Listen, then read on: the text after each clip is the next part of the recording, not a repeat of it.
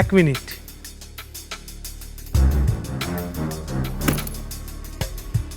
চাবিটা কোথায় যে রেখেছি খুঁজে পাচ্ছি না জানিস, তাই এইভাবে ভাঙতে হলো। মামা আরোহী,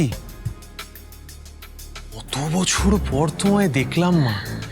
যবে থেকে শুনেছি তুমি এই বাড়িতে ফিরে এসেছো তবে থেকে নিজেকে আর ধরে রাখতে পারিনি। আর এই বুঝি আমার সেই নাতনি আরাধ্যা? হ্যাঁ মামা, ও আরাধ্যা। আরাধ্যা, মামু দাদুকে প্রণাম করো। থাক থাক থাক থাক দিদি ভাই থাক। এই ফ্যামিলিতে কত লোক মামা, আর আমার সবার সঙ্গে মিট করে খুব মজা হচ্ছে। মজা হচ্ছে, আর অনেক মজা হবে, কারণ আমি তো এখন থেকে কিছুদিন এই বাড়িতেই থাকবো দিদি ভাই।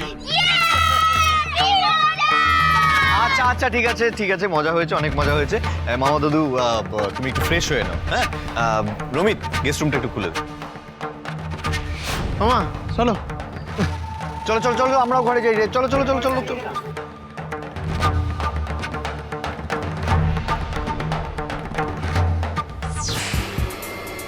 এই আনন্দ হই হই সব খুঁচিয়ে দিতেই তো আমি এন্ট্রি নিয়েছি আরোহী। এবার দেখবে তোমার মুখের হাসি আমি কিভাবে চোখের জলে বদলে দিই।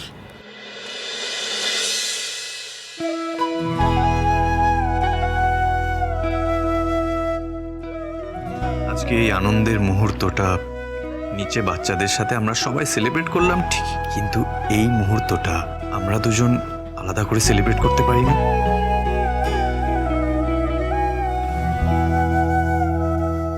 পাপাই পাপাই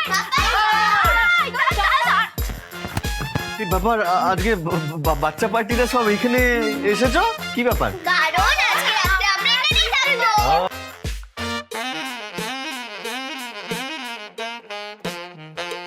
না না না, এখানে কেউ শোবে না, সবাই আমার সাথে শোবে। চলো। ঠিক আছে ঠিক আছে, থাকো তোমরা সবাই এখানে থাকো। আরো তুমিও থাকো, কোনো অসুবিধা নেই, থেকে যাও। আরে কি হচ্ছে? এখানে শোবো আমি। না আমি এখানে শোবো, আমি আগে রেখেছি। না আমি এখানে শোবো। আমি আগে চুজ করেছি তাই আমি এখানেই শোবো। না আমি এখানে শোবো। না না, আমি অংশুর পাশে শোবো না। আগের দিন লাথি মেরে আমাকে বিছানা থেকে ফেলে দিয়েছে। আজ ওটা হবে না, আজ শোবো না আমি ওর পাশে। আমি তাহলে এইদিকে শুই, তাহলে পাপার পাশে শোবো। হ্যাঁ তাহলে আমি মামার পাশে শোবো। আচ্ছা ঠিক আছে, আমার একদিকে বড় আরো শোক, আর একদিকে অংশ বাবান হয়ে গেল, তাই না? আর আমি? আচ্ছা পাপাই, তুমি কি আমাকে দেখতে পাচ্ছ না নাকি? আমি তো বললাম আমি তোমার সঙ্গে শোবো, আর তুমি আমাকে গল্প বলে ঘুম পাড়িয়ে দেবে। আজও বাচ্চারা এলএসি হয়ে থাকবে আমাদের মাঝে? না ভাই, তুই একদম চিন্তা করিস না, আমি আছি। তোর এলওসিটাকে মানে বিছানা এলওসিটাকে আমি ছোট করার ব্যবস্থা করছি। চুপ চুপ, একদম চুপ। বাবা কথা বলছে না? বাবান, এখানে সবার ব্যবস্থা হচ্ছে না, তুই আমাদের সাথে শুবি। চল চল। কেন বাপেন? কেন মানে তুমি বুঝবে না, চল বাবা চল, মাইনা করে নে। যাও, ছোট করে দিচ্ছি। হ্যাঁ হ্যাঁ, আইসক্রিম খাওয়া হবে কালকে। যাও।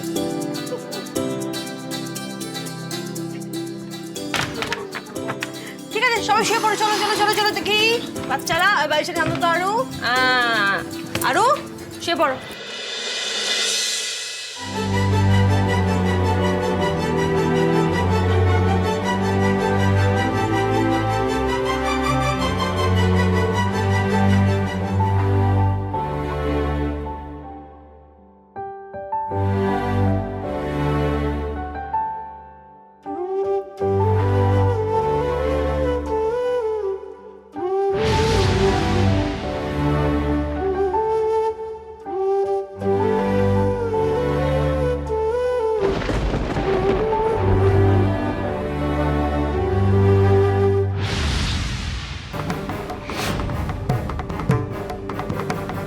হ্যাঁ, আমি কাল থেকে অনি আর আরোহীকে আলাদা করার মিশনে লেগে পড়বো দিদি।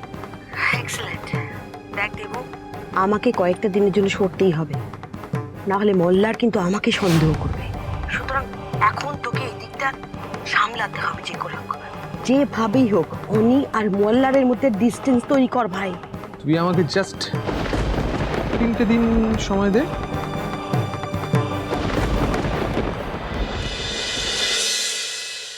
অনিরুদ্ধ বাবু যেহেতু আরাধ্যার বায়োলজিক্যাল ফাদার, তাই সব কিছুতে এবার থেকে ওনার নাম থাকবেই। আর ডক্টর ব্যানার্জি, আপনাকে একটা ডিক্লারেশন ফর্মে সাইন করতে হবে, যাতে লেখা আছে আপনি নিজের নামটা সরিয়ে নিচ্ছেন। এই ফর্মে সাইন হয়ে গেলেই আরাধ্যার পেরেন্টের নাম চেঞ্জ হয়ে যাবে। শুধুই কি একটা কাগজে সই করলে মানুষের সাথে মানুষের সম্পর্ক পাল্টে যায়? আমি যে একটা প্রাণকে 10 বছর ধরে ভালোবাসায় আগলে রেখে বড় করলাম, তার কি কোনো দাম নেই? সবটা কি একটা সইতে মুছিয়ে দেওয়া যায়? না, মুছে দেওয়া যায় না।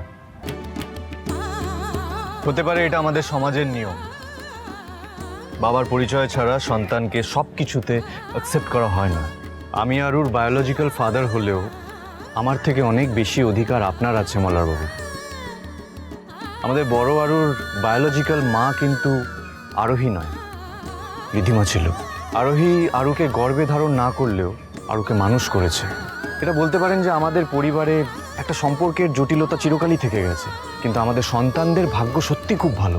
তারা কাউকে না কাউকে চিরকাল পেয়েই গেছে ভালোবাসা পাওয়ার জন্য। মল্লার, তুমি এতগুলো বছর ধরে আমাদের আরাধ্যার জন্য যা করেছো না, সেটা একটা সইতে সব বদলে যেতে পারে না। তুমি আরুর বাবাই ছিলে, আছো, আর সারা জীবন থাকবে, বুঝেছো?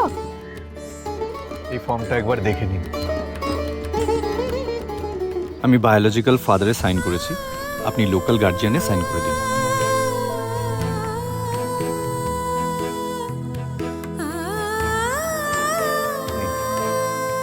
সই করুন।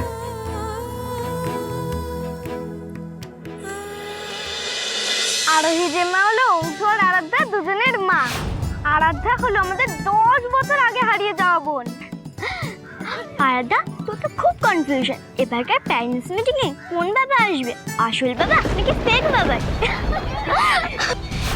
আমার ফ্রেন্ড রোহনের মায়ের তো রোহনের বাবার থেকে কি যেন বলে, হ্যাঁ, সেপারেশন হয়ে গেছিল, তারপর আবার নতুন করে ওয়েডিং হয়েছিল, তাই রোহনের দুটো বাবা। কিন্তু আরাধ্যার মামা মায়ের তো সেপারেশন হয়নি, তাও আরাধ্যার দুটো বাবা।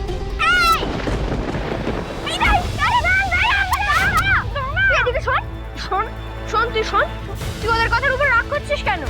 তবে জানিস তো, তোর ফেক বাবাই হিরোদের মতো ডাক্তার, কত লোকের লাইফ সেভ করে। ফেক বাবাইকে বেশি ভালো লাগে তোর মামামের সাথে, অংশুর পাপাইকে একদম ভালো লাগে না। আর না না, ওই ফ্লেভারটা ভালো না। চল, এই তো পাপাই এসছে।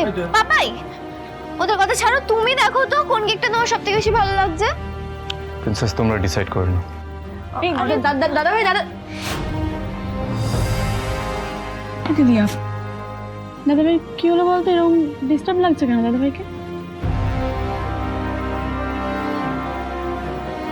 ফেক বাবাইকে বেশি ভালো লাগে তোর মামামের সাথে, অংশুর পাপাইকে একদম ভালো লাগে না।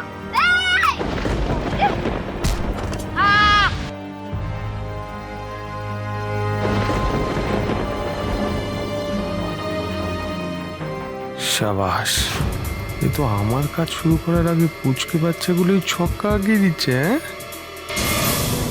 মাম্মাম, মাম্মাম দেখো, আরাধ্যা সবে এখন পাপাইকে অ্যাকসেপ্ট করে নিয়েছে, আর আস্তে আস্তে তো এখন সবটা ভালোও হচ্ছে, তাই না? এই সব কিছুর মধ্যে এরকম একটা কথা শুনে হয়তো পাপাই হার্ট হয়েছে, আর হার্ট হওয়া তো স্বাভাবিক, বলো। আমি বলি কি, তুমি না পাপাইয়ের সাথে একবার কথা বলো।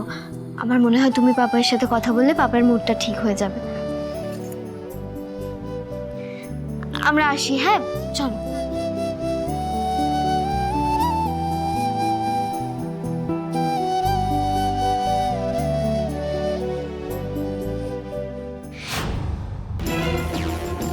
হ্যাঁ দিদি, আজকে তো স্কুলে বাচ্চারাই দায়িত্ব নিয়ে ছোট্ট আগুনের ফুলকি দিয়ে অনির্মন জ্বালিয়ে পুড়িয়ে দিতে শুরু করে দিয়েছে রে। Very good, very good. শোন দেবু, এবার তোকে যেটা করতে হবে সেটা হলো ওই ফুলকিটাকে একেবারে দাওয়া নল করে দে, বুঝলি? তাহলেই কিন্তু তোর কাজ ডান। শোন, কাল বাচ্চাদের জন্মদিন আছে, সেখানে এমন কিছু কর যাতে আমার অনি বেটা একেবারে ছটপট ছটপট ছটপট ছটপট করে, বুঝলি?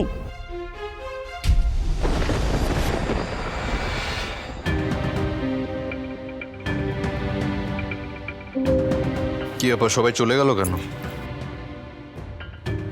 চলে গেল তার কারণ বাচ্চাদের পাপাই তো খুব অভিমান করেছে সেজন্য। আমি কারোর ওপর কোনো অভিমান করিনি আরোহী। তাই? আচ্ছা, বাচ্চারা কি সব কথা বুঝে বলে? ওদের কি অত বুদ্ধি আছে বলো? তাহলে ওদের কথায় কেউ মন খারাপ করে? বাচ্চারা সবটা না বুঝেই সরল মনে সত্যিটা বলে দিতে পারে। আরোহী, আমি আমার মনের সেই গিলটা কাটিয়ে উঠতে পারছি না। আমার এটাই মনে হয় যে মোল্লারের মতন এত ভালো একজন মানুষ, তার সমান যোগ্যতা আমি রাখি না। ও যা করেছে আপনার জন্য, আরাধ্যার জন্য, বিগত 10 বছর ধরে, আমি কি সেটা কোনোদিনও ম্যাচ করতে পারবো? আমি জানি না। এদিকে আসুন তো।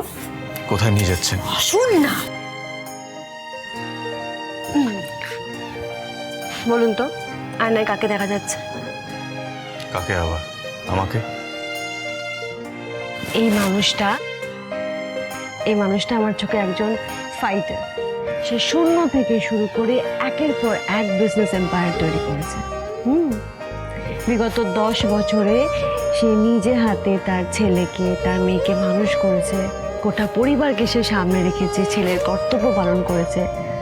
তার ভালোবাসার জন্য সে সারাটা জীবন অপেক্ষা করতে রাজি ছিল।